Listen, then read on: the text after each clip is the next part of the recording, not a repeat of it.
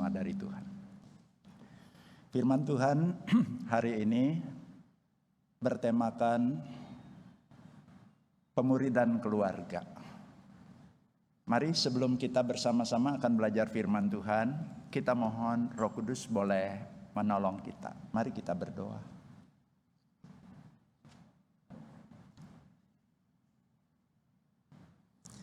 Bapa yang Maha Tahu, Bapa melihat kondisi kami masing-masing, Bapa juga melihat kondisi keluarga kami per keluarga, dan Bapa juga memiliki harapan atas kami masing-masing. Kami mohon di dalam kemahatauan Tuhan, berkenan kiranya Tuhan berfirman kepada kami. Nyatakan isi hati Tuhan. Nyatakan apa yang Tuhan mau. Buatlah kami bukan hanya mengerti, tapi kami boleh terdorong begitu rupa untuk bisa melakukan apa yang Tuhan kehendaki. Agar apa yang Tuhan harapkan dari diri kami itu boleh terwujud. Hanya di dalam nama Tuhan Yesus Sang Firman hidup itu kami berdoa. Amin. Adapun ayat firman Tuhannya diambil dari kitab Ulangan pasal yang ke-6 ayat yang ke-1 sampai 25.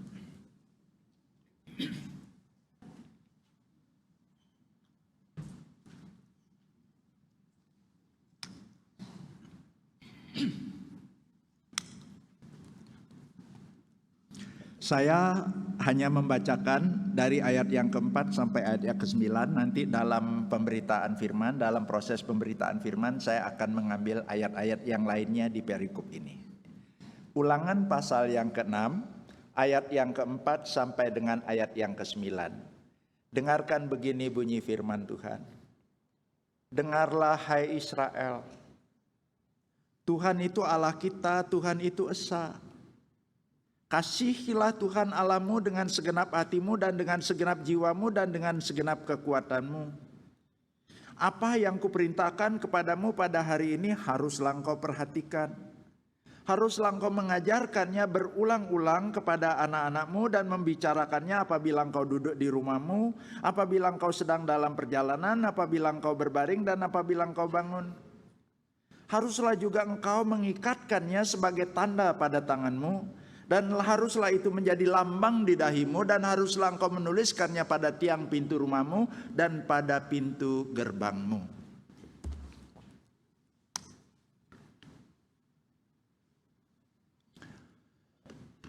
Bapak, Ibu, saudara-saudari jemaat yang disayang oleh Tuhan, saya percaya bahwa kita semua dianugerahi oleh Tuhan berkat.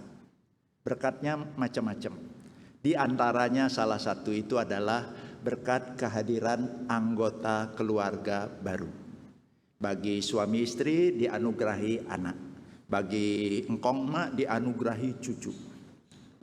Nah, saya bersyukur sekali Tuhan menganugerahkan seorang cucu. Dan saya memperhatikan bagaimana anak dan mantu kami memperlakukan anaknya, yaitu cucu kami. Misalnya yang dilakukan oleh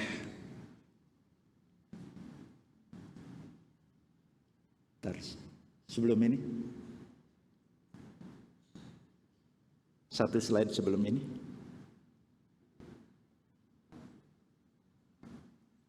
Nah, ini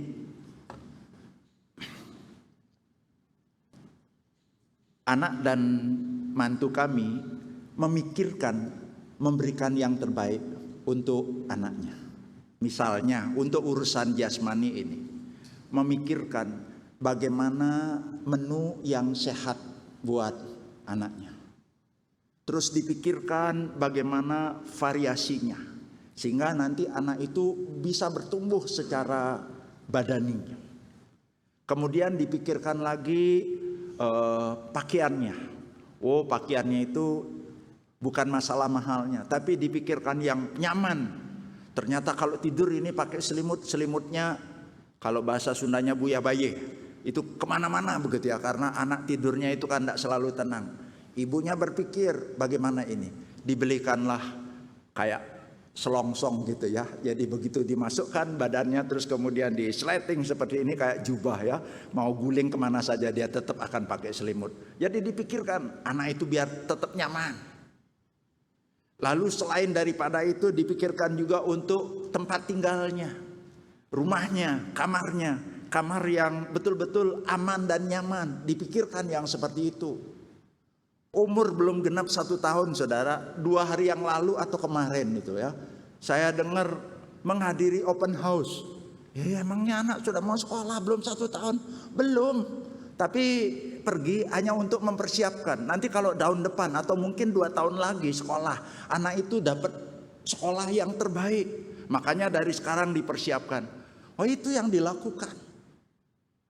Tapi kehidupan manusia itu kan bukan hanya satu sisi. Kehidupan manusia itu kan bukan hanya sisi jasmani. Kehidupan manusia itu juga ada sisi rohaninya. Nah untuk itu perlu juga selain memberikan makanan jasmani, perlu juga memberikan roti hidup bukan? Yaitu firman Tuhan. Selain daripada memberikan makanan, perlu juga kan menyediakan pakaian. Pakaian bukan hanya yang menempel di tubuh, tapi perlengkapan senjata Allah untuk menghadapi dunia yang begini berat, jahat, dan penuh dengan kesulitan. Selain daripada itu, perlu juga melakukan sesuatu. Bukan hanya menyediakan tempat tinggal yang aman, yang nyaman, kamar yang bagus. Bukan hanya itu, tetapi juga perlu mengajarkan kepada anak-anak diam di rumah Tuhan. Selain daripada menyekolahkan, memikirkan, mencarikan sekolah untuk anak-anak, yang dipikirkan juga adalah bagaimana mengajarkan anak kebenaran-kebenaran firman Tuhan. Dan kalau kita kaitkan dengan tema kita, betapa pentingnya menyelenggarakan pemuridan di tengah keluarga. Perlu adanya pemuridan di tengah keluarga. Mari sekarang kita bersama-sama lanjutkan satu poin yang berikutnya lagi. Kalau begitu, apa yang dimaksud dengan pemuridan keluarga itu? Yang pertama kita bereskan dulu kata keluarga. Keluarga itu adalah unit terkecil. Ada inti, ada extended. Kalau yang inti itu terdiri dari suami, istri, dan anak atau anak-anak. Kalau di luar daripada itu disebut dengan keluarga terusan, terdiri dari papa, mama, mertua, ipar, kemudian cucu. Pokoknya di luar daripada keluarga inti, ini disebut dengan keluarga terusan, keluarga extended. Nah kalau kita udah tahu keluarga seperti itu, terus kemudian apa itu pemuridan? Nah pemuridan itu saya ambil dari ayat yang ke-6 dan ayat yang ke-7. Dari ayat yang ke-6 yang ke-7 yang saya bacakan tadi, itu berasal dari Tuhan memberikan perintah kepada Musa agar Musa memberikan mandat kepada para orang tua Israel yang pada waktu itu akan memasuki tanah Kanaan. Dan mandatnya itu apa? Perintahnya itu apa? Mengajarkan ketetapan-ketetapan Tuhan kepada anak-anaknya.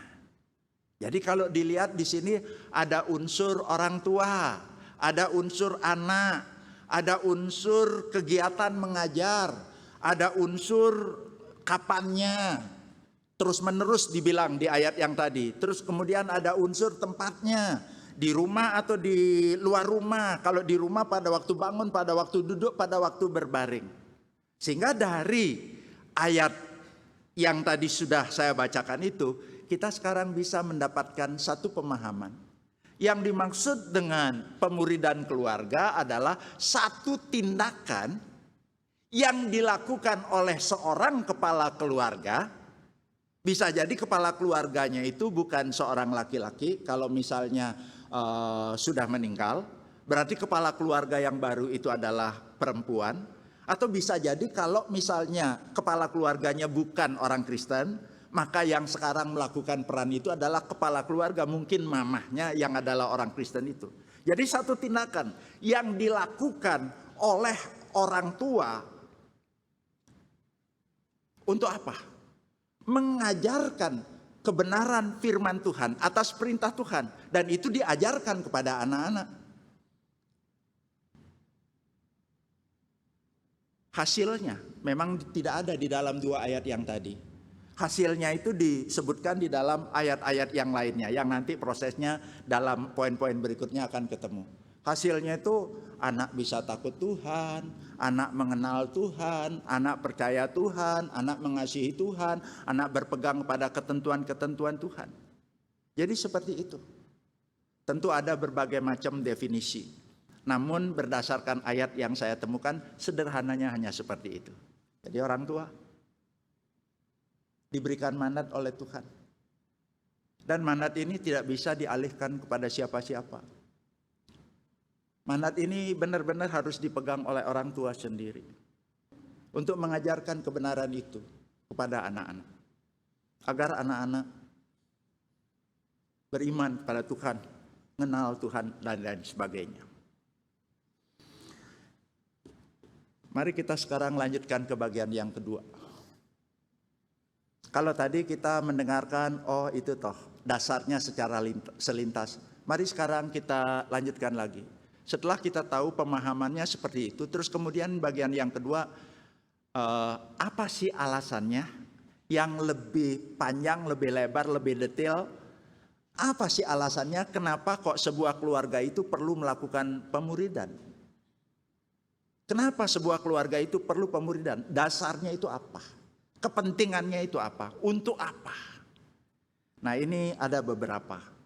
Yang pertama, agar anggota keluarga kita boleh menjadi orang yang beriman kepada Tuhan. Di dalam ayat yang ke-14 saya bacakan bunyinya seperti ini. Janganlah kamu mengikuti Allah lain dan seterusnya. Pada waktu itu Musa kan ngomong tuh. Setelah ngomong kepada orang tua untuk mengajarkan kebenaran, bla bla bla bla bla bla. Lalu salah satunya itu jangan sampai nanti setelah masuk ke tanah perjanjian, lalu terus kemudian meninggalkan Tuhan yang sudah berkarya, yang sudah melepaskan dari perbudakan, yang sudah memimpin di dalam perjalanan ini. Lalu terus kemudian berpaling kepada Allah-Allah lain. Intinya itu melalui pemuridan di tengah keluarga, ingin agar keluarga itu betul-betul beriman kepada Tuhan. Udah kenal Tuhan, setelah kenal Tuhan, jadi percaya kepada Tuhan.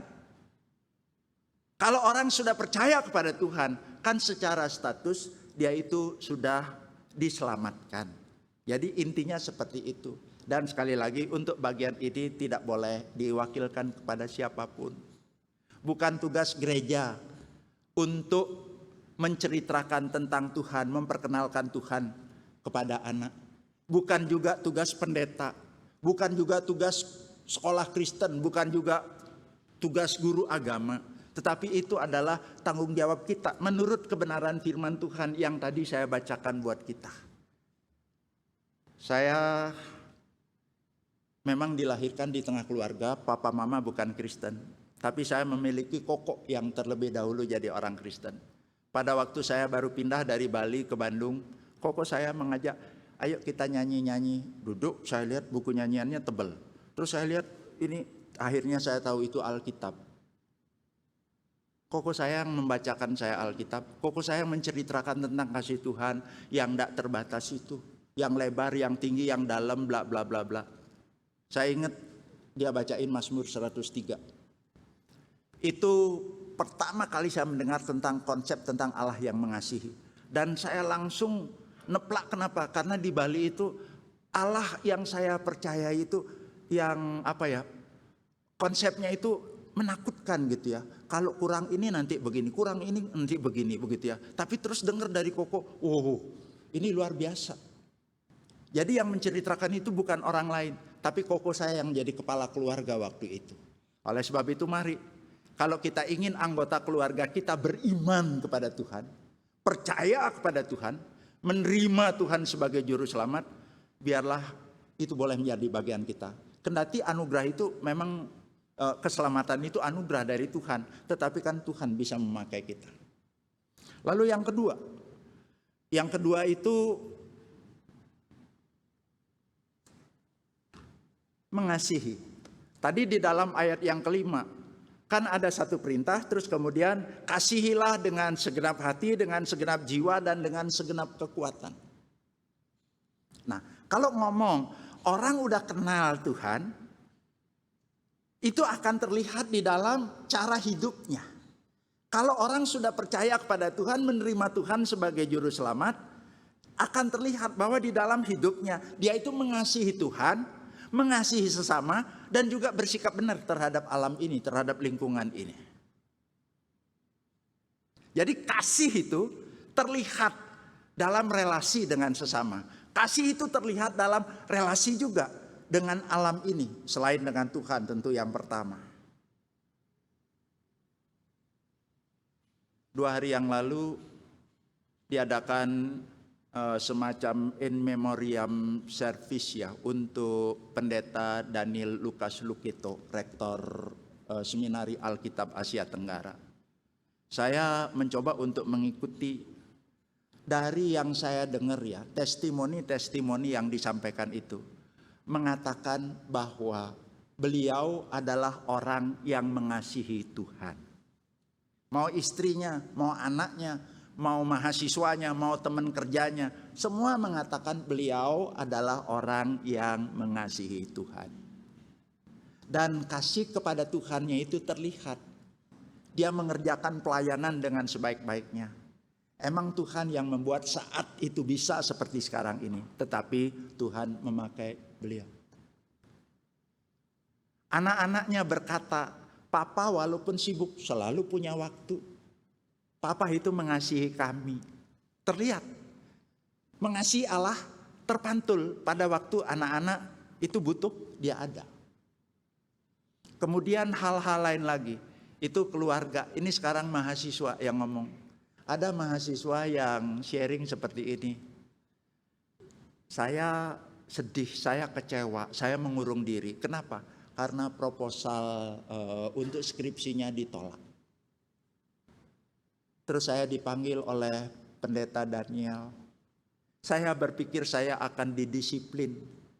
Tapi ternyata beliau ngajak saya ngomong. Terus beliau mengatakan, ayo mulai lagi. Mungkin ada sesuatu yang lain yang bisa dilakukan. Jadi intinya diberi semangat. Dan akhirnya orang tersebut betul-betul bisa menyelesaikan. Dan sekarang dipakai oleh Tuhan di dalam pelayanan kaum muda. Kemudian ada mahasiswa yang baru praktek, meneruskan di program berikutnya begitu ya. Baru datang pindahan dari luar kota. Tiba-tiba muncullah mobil hitam, keluarlah beliau, Bapak Pendeta Daniel itu. Apa yang dilakukan? Hanya masuk, gimana keadaan saudara? Lihat-lihat. Beliau sangat perhatian sekali. Terus kemudian ada lagi mahasiswa yang bersaksi. Pak Daniel lewat di halaman gitu ya, yang begitu luasnya. Lihat ada tisu saudara. Itu tisu bekasnya orang pastikan. Diambil sama beliau, dimasukkan ke dalam tempat sampah. Dia lihat ada daun-daunan di kolam Petrus. Kolam itu di situ ada kolam ya, ini disebut kolam Petrus begitu ya. Daun-daun itu dibersihkan. Saudara, saya sendiri punya pengalaman. Beberapa kali kalau datang ke Surabaya, beliau mengundang, ngajak ketemu. Bukan urusan makannya. Ngajak ketemu terus ngobrol-ngobrol, didoakan. Tapi yang saya kagumi itu, saya belum pernah menemukan beliau itu lebih belakang dari saya. Saya selalu belakangan. Padahal saya sama istri sudah tekad, kali ini kita datang yuk ke tempatnya setengah jam lebih cepat begitu ya. Tatkala kami sudah datang setengah jam lebih cepat, beliau sudah ada di situ. Dan beliau mengajarkan apa? Jangan pernah membuat orang lain menunggu. Itu adalah integritas hidup kita sebagai hamba Tuhan. Kalau beliau khotbah di mana saja, nggak akan pernah membuat panitianya atau juga pengurusnya itu ketakutan, ini di mana belum datang. Beliau akan datang dan paling tidak 15 menit sebelumnya sudah ada. Coba lihat, itu adalah kehidupan orang yang mengasihi Tuhan. Terpancar lewat perilaku hidupnya. Memperlakukan sesama bagaimana, memperlakukan alam bagaimana. Kelihatan sekali. Bapak Ibu ingin kita punya anak-anak yang seperti itu. Jangan sampai berhenti di hoki, terus kemudian buka pintu, keluarin itu kotoran-kotorannya, setelah itu jalan. Jangan sampai bawa troli terus nabrak gitu ya. Yang paling penting ini bisa lewat itu, mau menghalangi orang nggak pusing, apalagi nyenggol mobil orang nggak pusing. Nggak akan ketemu seperti itu. Kenapa kita perlu melakukan pemuridan di tengah keluarga? Agar anggota keluarga itu mengasihi Tuhan. Kalau mengasihi Tuhan, itu akan terlihat di dalam mengasihi sesama, memperlakukan sesama. Akan benar di dalam bersikap, sekalipun bukan kepada orang, kepada benda apapun, itu bisa. Kita ingin seperti itu. Makanya perlu ada pemuridan di tengah keluarga. Yang berikutnya lagi, bagian yang berpegang pada ketetapan-ketetapan Tuhan. Di dalam ayat yang kedua, saya bacakan. Supaya seumur hidupmu, engkau dan anak cucumu takut akan Tuhan Allahmu, dan berpegang pada segala ketetapan dan perintahnya yang kusampaikan kepadamu. Artinya begini, di sini ada begitu banyak ketetapan-ketetapan Tuhan yang disebut dengan firman Tuhan, hukum Tuhan, firman Allah, ketetapan-ketetapan Tuhan itu sudah lengkap di sini. Kenapa perlu diajarkan? Agar anggota keluarga kita dalam segala aspek hidup itu betul-betul berpegang pada ketetapan Tuhan. Tadi di dalam ayat yang ke-8 ada kata-kata mengatakan, biarlah itu menjadi tanda di lenganmu. Biarlah itu juga menjadi lambang di dahimu. Terus kemudian di pintu gerbangmu, pintu rumah, pintu gerbang rumah. Itu begini, saya pernah ke Israel atas kemurahan Tuhan. Saya melihat orang-orang Yahudi itu ya benar-benar menerapkan ini memang secara hurufiah. Di tangannya itu ada tali yang membelit, terus di sininya ada kotak. Ternyata di dalam kotak itu apa? Ada gulungan-gulungan firman Tuhan. Terus kemudian di kepalanya itu loh, kayak pendekar gitu ya. Itu ada kotak juga ini di depannya. Jadi nanti dia akan ambil itu untuk apa? Dia baca di mana saja ada kesempatan, nanti dia akan membacanya seperti itu. Terus rumah orang Israel itu ya ada pintu gerbang kecilnya. Kalau saudara pernah ke Bali begitu ya, ada desa Panglipuran begitu ya. Nah itu rumahnya kan di dalam, tapi di depannya ada pintu gerbangnya. Nah buat orang Yahudi, di pintu gerbangnya itu juga ada kotak. Jadi pada waktu dia datang dari luar, dia pegang kotak itu. Berarti dia akan masuk ke rumah dan dia diingatkan. Berpegang kepada ketetapan, ketentuan bagaimana berperilaku di rumah. Kalau dia pergi keluar rumah, dia pegang lagi di situ. Saya akan mulai sekarang ketemu sama orang. Di pintu gerbang waktu itu ya dibilang pintu gerbang berarti tempat orang bersosialisasi. Saya akan ketemu sama orang, saya harus berpegang kepada firman Tuhan ini.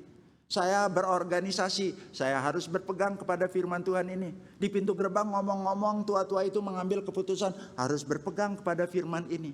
Jadi intinya kalau kita ingin anggota keluarga kita itu pada waktu dia bekerja, dia bisa bekerja untuk Tuhan. Pada waktu dia berpikir, dia juga bisa melihat dari sudut pandang Tuhan. Pada waktu menjalani kehidupan berkeluarga, dia juga menjalani kehidupan berkeluarga berdasarkan kebenaran firman Tuhan. Pada waktu misalnya keluar dari rumah, mulai melakukan sesuatu aktivitas, organisasi, bersosialisasi, itu dia betul-betul berpegang kepada firman Tuhan. Mengambil keputusan berpegang kepada kebenaran firman Tuhan.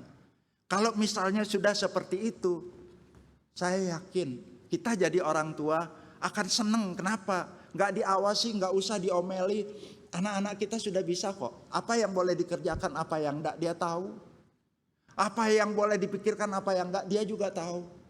Bagaimana memperlakukan orang dia tahu. Gak akan ada yang namanya perselingkuhan, ngambil punya orang dia tahu.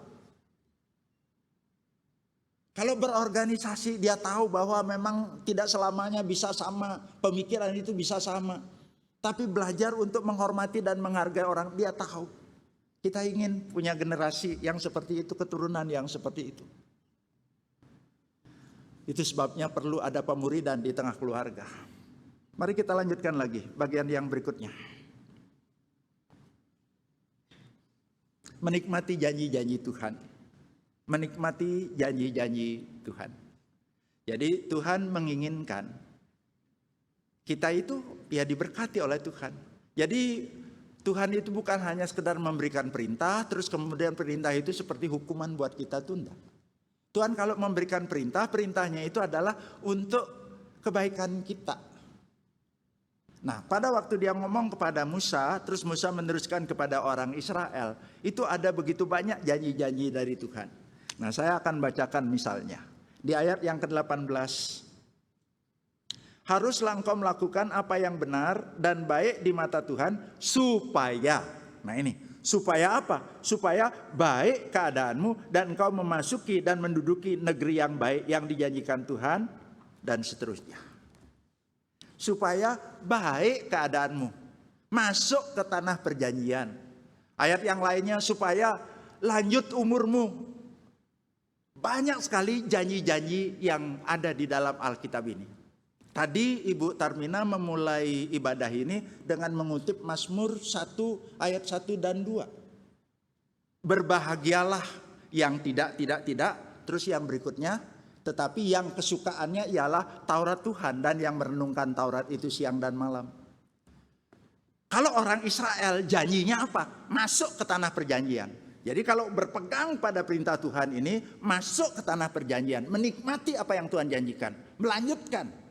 Sudah menikmati kok, dilepaskan sudah, dipelihara selama 40 tahun di padang gurun sudah. Sekarang pada waktu masuk, menikmati lagi janji-janji Tuhan yang lainnya. Tapi buat kita, menikmati janji Tuhan, tanah perjanjian yang mana? Abstrak buat kita. Kita tahu, oh itu kekekalan. Betul, nanti kita akan nikmati setelah kita meninggal dari dunia ini. Tapi selagi kita hidup di dalam dunia ini, Tuhan memberikan begitu banyak janji. Misalnya, seperti yang tadi itu, ada janji kebahagiaan. Pada waktu kita takut akan Tuhan, ada ketentraman yang besar di dalam takut akan Tuhan. Luar biasa. Tuhan itu memberikan perintah bukan untuk menekan kita, tetapi agar kita menikmati janji-janjinya. Saudara ingin menerima janji dari Tuhan? Ingin keturunan kita menerima janji dari Tuhan? Maka ayo kita bangun pemuridan di tengah keluarga itu. Dan yang terakhir di sini alasan yang terakhir, kenapa kita perlu melakukan pemuridan di tengah-tengah keluarga? Untuk melahirkan generasi yang benar. Untuk melahirkan generasi yang benar. Di dalam ayat yang ke-25, saya bacakan ayat 25. Dan kita akan menjadi benar apabila kita melakukan segenap perintah itu dan setia di hadapan Tuhan. Yuk. Jadi setelah bla bla bla bla begitu banyak, terus ditutup di perikop ini di ayat 25. Kalau kita berpegang kepada ketetapan-ketetapan Tuhan, setia melakukan apa yang Tuhan perintahkan, maka hasilnya kita jadi orang yang benar. Dan generasi yang benar itu adalah generasi yang sudah pasti tidak akan menyesakkan bumi. Generasi yang benar itu bukan hanya hadir menyesakkan bumi. Generasi yang benar itu tidak akan membuat orang lain itu susah. Generasi yang benar itu adalah generasi yang jadi berkat. Generasi yang sungguh-sungguh betul menjadi berkat bagi banyak orang. Jadi diberkati untuk diberkati, untuk memberkati orang lain. Dan Tuhan lakukan itu.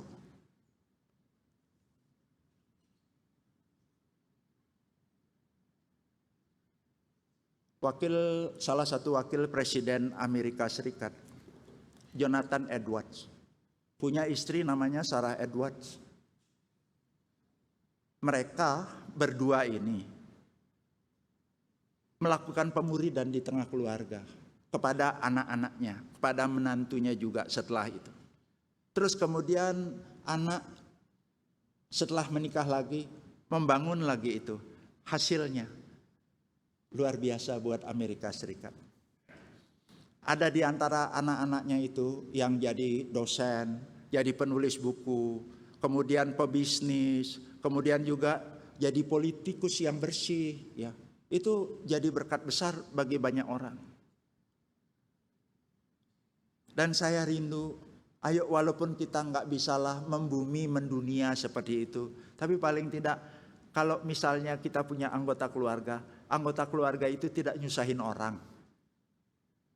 Anggota keluarga itu benar-benar jadi orang benar. Orang benar itu ya hidupnya tuh jadi berkat buat orang, nolongin orang. Jadi berkat buat orang. Tidak ngerepotin orang. Nah, setelah kita tahu bahwa seperti itulah dasarnya atau alasannya kenapa perlu melakukan pemuridan. Apakah Bapak Ibu jemaat tidak ada satu keinginan melakukannya? Mungkin ada di antara kita yang berkata, sudah Pak Nyoman. Oh iya, silakan lanjutkan. Mungkin ada yang berkata, Pak Nyoman, kami pernah melakukannya tetapi sekarang enggak lagi. Loh kenapa? Karena kami udah nggak ada anak-anak di rumah. Anak-anak udah gede, anak-anak udah pada kuliah. Anak-anak juga ada yang sudah menikah, jadi kami tinggal berdua. Kalau dulu dengan anak-anak ya kami lakukan, sekarang kami berdua enggak kami lakukan lagi. Alasan lain lagi kenapa? Aduh capek, aduh males, aduh banyak lagi yang lainnya. Memang untuk menyelenggarakan apa yang Tuhan titahkan itu enggak mudah, enggak gampang. Tapi kalau Tuhan memberikan sabda seperti itu dan kita betul-betul mau berjuang melakukannya, sekali lagi ada berkat yang kita terima. Tapi mungkin ada di antara kita terus terang nggak tahu bagaimana cara melakukannya. Nah untuk itu saya mau mengajak kita di poin yang berikutnya, itu bagaimana kita melakukannya. Tadi dikatakan di poin definisi, ini harus dilakukan secara intens dan konsisten. Intens harus ada unsur kesengajaan, konsisten terus menerus. Nah karena ini harus ada unsur kesengajaan dan terus menerus, maka perlu ada satu strategi. Tentu tidak cukup di dalam waktu untuk mengkhotbahkan ini. Namun saya hanya memberikan kerangkanya dengan harapan jemaat nanti boleh dengan diberikan kerangkanya ini boleh mengembangkannya. Nah, adapun kerangkanya yang saya mau sampaikan kepada kita, yang pertama itu mengikuti apa yang dilakukan oleh Yesus, yaitu melakukan pendekatan. Melakukan pendekatan. Untuk memenangkan dunia ini, Tuhan Yesus tahu bahwa tidak pergi sendiri ke ujung-ujung dunia, enggak. Yesus pada waktu itu hanya pergi di daerah Palestina aja. Itu mungkin enggak lebih ujung-ujung 125 km, enggak.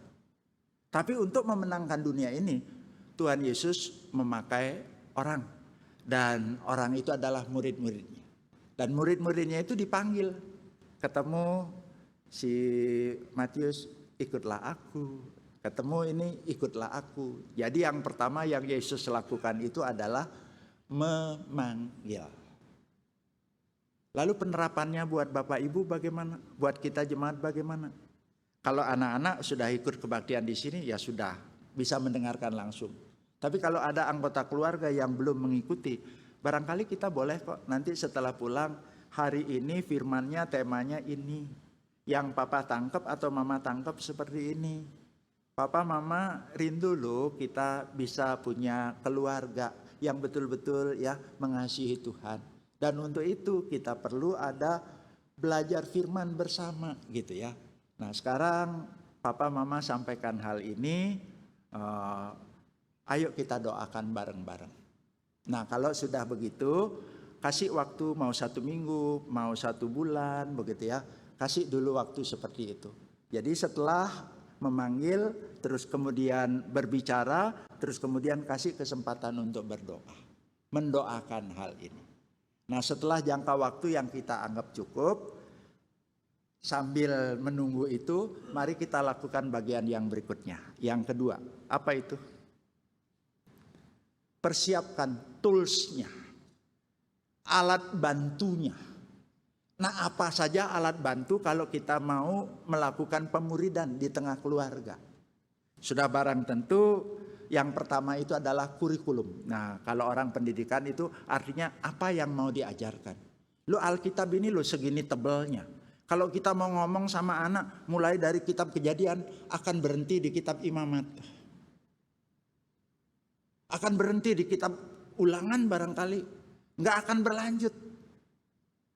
Oleh sebab itu dari sebegini banyak kita mau ngomongin yang mana?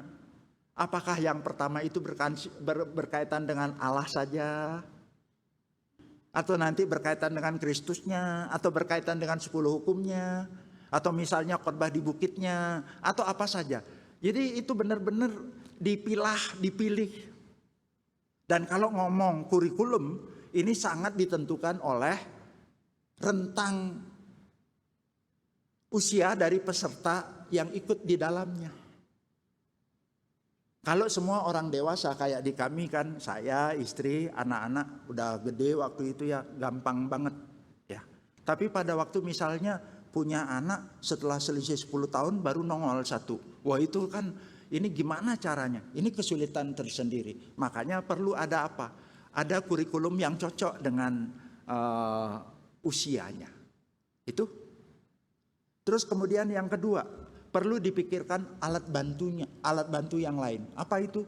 Buku-buku. Betul ini menu utamanya. Tapi kan perlu ada alat bantu yang lainnya. Sekarang udah ada e-book. Kalau enggak ya pakai buku-buku. Banyak sekali buku-buku yang berkaitan yang bisa dipakai. Misalnya untuk suami istri ada. Untuk misalnya ke anak-anak batita belum bisa baca, dibacain, dilihatin gambarnya, ada. Itu bisa. Tinggal kita cari begitu ya. Terus kemudian selain itu perlu dipikirkan apa? Lokasinya. Tadi memang dibilangkan di luar rumah, di rumah, di luar rumah. Di rumah itu pada waktu bangun, pada waktu duduk, pada waktu berbaring. Nah ini maksudnya ini kan berbicara tentang tempat. Kita perlu pikirkan. Di mana kita mau memuridkan anggota keluarga kita? Tempatnya itu di mana? Ya di mana saja di rumah boleh-boleh saja. Mau di ruangan tamu, di ruangan belajar, di ruangan makan boleh. Tapi saya sangat terberkati dengan satu teman yang setelah mendengarkan bagian ini itu membangun satu rumah. Dan dia membangun ada satu tempat untuk melakukan persekutuan dengan anggota keluarganya. Saya pernah diundang ke tempat itu. Tempatnya bagus, tapi kalau duduk nggak bisa lihat pemandangan. Hanya bisa ngelihat Alkitab terus dikelilingi tembok. Kalau udah berdiri baru bisa melihat pemandangan yang bagus. Nah, dia bikin yang seperti itu. Nah, silakan. Kalau misalnya kita mau melakukan pemuridan keluarga, sekali lagi tadi itu intensional, itu artinya apa? Harus ada unsur kesengajaan, tidak boleh sambil lewat. Kalau unsur kesengajaan, kalau Tuhan berkati, ayo termasuk ruangan yang kita mau pakai juga dipersiapkan. Buat kaula muda yang saat ini mungkin masih sedang berjuang meniti karir, suatu saat Tuhan akan berkati kok. Saya punya teman dulu pada waktu saya awal pelayanan, rumah pun ngontrak, naik sepeda motor. Tapi sekarang, punya perusahaan besar, multinasional. Jadi kita nggak tahu bagaimana Tuhan itu. Oleh sebab itu kalau Tuhan berkati, ayo nanti pikirkan bangun rumah yang ada untuk melakukan pemuridan kepada anak-anak. Sehingga anak-anak masuk ke ruangan itu nyaman sekali. Kita boleh memikirkannya. Selain itu, pikirkan juga waktunya. Memang tadi dibilangkan terus-menerus. Tapi terus-menerus itu kan nggak 24 jam. Terus-menerus itu artinya konsisten, dengan tekun, dengan rajin, dan berkelanjutan gitu. Tapi untuk sampai seperti itu kan perlu memikirkan waktunya. Kalau buat orang Israel waktunya itu ada waktu-waktu yang khusus begitu, dihususkan untuk itu. Nah buat kita Israel baru, umat Allah, nah, biar kita juga boleh memikirkan tentang waktu. Nah untuk waktu ini makanya perlu tadi waktu ngomong, men-sharingkan, begitu ya, membicarakan, begitu ya, terus sambil mendoakan. Setelah itu mungkin kita boleh tanya, kapan waktu yang terbaik untuk kita boleh belajar firman Tuhan bersama-sama. Mula-mula memang sulit. Makin gede anak makin sulit karena kepentingannya makin banyak. Apalagi kalau sudah di perguruan tinggi, jam kuliahnya berbeda-beda, itu sulit banget. Tapi bukan berarti tidak bisa. Tetap dibicarakan dan dievaluasi dari periode ke periode. Nah, itu yang kedua. Lalu yang ketiga sekarang berkaitan dengan urusan strategi. Setelah dengar ini, jangan semangat, waduh, tak selenggarakan. Terus tiap hari anak diminta duduk begitu ya, dicekoki begitu ya, sebelum sarapan begitu ya, dibacain dulu Alkitab, diajak doa. Wah, kalau udah begitu, saya khawatir anak-anak itu benci dimuridkan, ndak seneng dia, karena ndak nyaman banget. Tapi kita perlu memikirkan gimana caranya. Nah, boleh mulai secara insidental, nanti pelan-pelan bisa berlanjut ke rutin, gitu ya. Insidental yang dimaksud di sini, pilihlah hari-hari tertentu. Ingat orang Israel itu kan ada hari-hari, ada Paskahnya, ada Pondok Daunnya, ada Pentakostanya begitu ya. Nah, kalau kita hari-hari khususnya, hari-hari spesialnya itu barangkali ya selain yang itu tadi ya, selain Natal juga begitu ya. Ada kan hari ulang tahun siapa? Kemudian hari ibu, hari bapak, hari ulang tahun pernikahan begitu ya. Nah, itu dimulai dengan yang itu dulu. Kalau memang itu sudah dilakukan dengan bagus begitu ya. Nanti percaya bukan kita yang ngejer-ngejer anak-anak untuk dilakukan pemuridan. Tapi nanti anak-anak pun dia bisa, kangen dia, pengen lagi gitu ya. Nanti dari mereka berinisiatif bisa jadi untuk mengingatkan kita. Oleh sebab itu sekali lagi mulailah dari ya yang mengingat hari-hari khusus, terus kemudian ke yang pelan-pelan bertambah sampai akhirnya bisa reguler. Tapi perjalanan ini panjang. Sebelum sampai ke sini, nah perlu juga melewati yang berikutnya lagi yang disampaikan di sini, memanfaatkan setiap kesempatan. Jadi kapanpun kesempatan itu ada, itu dimanfaatkan untuk cerita tentang Tuhan, walaupun mungkin kita nggak pegang Alkitab ngomongnya gitu ya. Satu kali majelis gereja menawarkan saya menyediakan supir, sehingga Pak Nyoman bisa lebih full pelayanan. Lalu untuk anak-anak ke sekolah, antar jemput anak itu biar pakai supir saja. Tapi saya berterima kasih kepada majelis dan saya katakan apapun yang ditugaskan oleh majelis untuk saya akan mengerjakan dengan sebaik-baiknya. Bukan karena saya antar jemput anak terus saya melalaikan ini, enggak. Saya tetap akan lakukan. Termasuk kalau misalnya ada orang meninggal, ada orang sakit, saya janji untuk antar jemput anak saya akan suruh yang lain. Tapi itu akan prioritas. Tapi tolong jangan gantikan posisi saya dengan Pak Supir. Kenapa? Karena waktu berangkat ke sekolah itu saya bisa cerita kepada anak-anak saat teduh tadi itu dapat berkat apa. Sampai sekarang pun saya masih lakukan.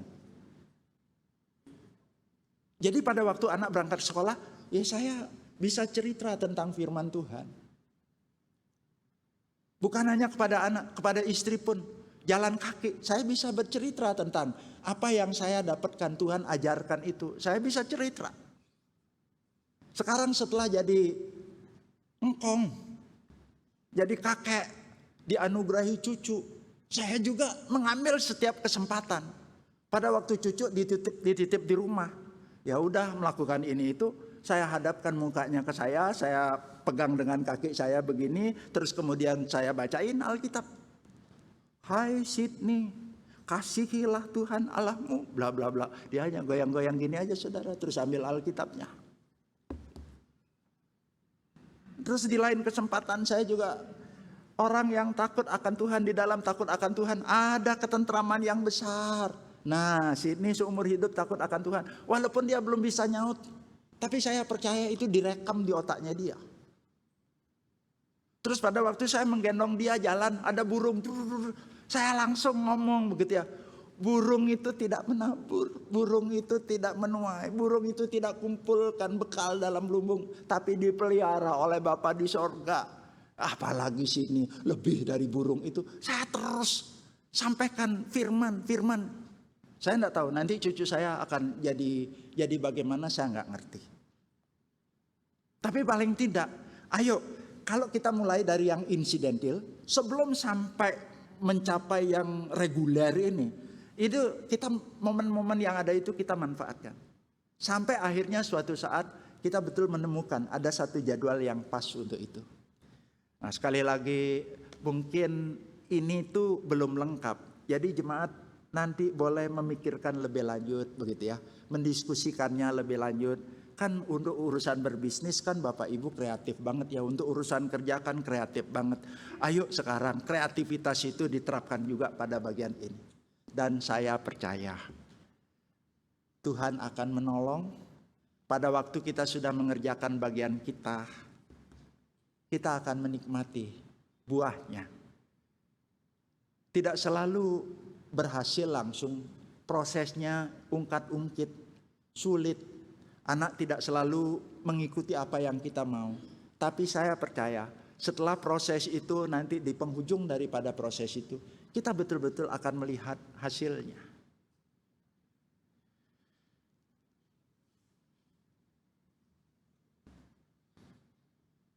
Kenapa orang Yahudi jumlahnya itu tidak lebih banyak dari penduduk Jawa Timur?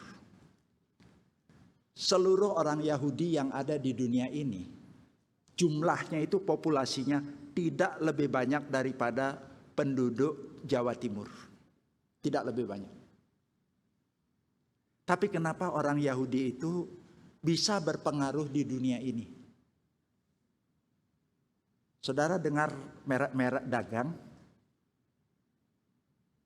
Starbucks, Levi's, atau merek-merek dagang tertentu, atau juga merek-merek hiburan tertentu. Foundernya itu adalah orang Yahudi. Enggak semua orang Yahudi bagus. Ada juga orang Yahudi jahat. Tapi orang Yahudi yang belajar kebenaran firman Tuhan, itu menghasilkan karya-karya yang luar biasa. Dalam hal industri keuangan, atau juga buat negara Amerika khususnya. Banyak di belakangnya itu yang enggak nonjol, itu orang-orang Yahudi. Kalau kita sekarang jadi kakek, nenek, jadi papa dan mama, anak tidak kena polio. Karena apa? Karena sudah divaksin. Tahukah siapa penemunya itu? Orang Yahudi. Ada yang disebut dengan serat optik. Wah, itu sangat bermanfaat sekarang untuk dunia teknologi. Hah? Siapa penemunya? Orang Yahudi. Kenapa bisa seperti itu? Karena orang Yahudi itu sudah punya ketetapan Tuhan. Diajarkan oleh orang tuanya. Setelah diajarkan, menghasilkan sesuatu yang luar biasa. Jemaat yang disayang oleh Tuhan. Kita tidak tahu nanti hasilnya bagaimana. Itu bukan bagian kita. Yang menumbuhkan itu adalah bagian Tuhan. Yang mengeluarkan buahnya itu adalah bagian Tuhan. Tetapi bagian kita adalah melakukan pemuridan di tengah keluarga. Mari kita kerjakan tugas ini. Kita berdoa.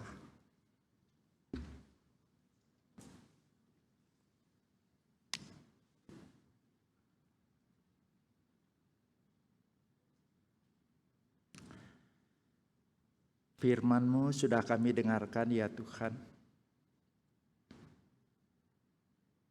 Tidak sulit untuk kami mengerti. Tapi kami harus mengakui tidak akan mudah buat kami menjalankannya. Namun kami tidak boleh berkecil hati. Ini masalah waktu. Kami percaya kalau Tuhan memberikan perintah, Tuhan akan memampukan kami untuk melakukan apa yang Tuhan perintahkan. Bantu kami ya Tuhan untuk tidak membuat ini menjadi ruwet. Tapi boleh betul-betul sederhana ya Tuhan. Tolong kami ya Tuhan baik-baik dan serius memikirkan hal ini. Agar ya Tuhan keturunan kami boleh menjadi keturunan benar. Menjadi keturunan yang mengasihi Tuhan. Menjadi generasi ilahi berkat.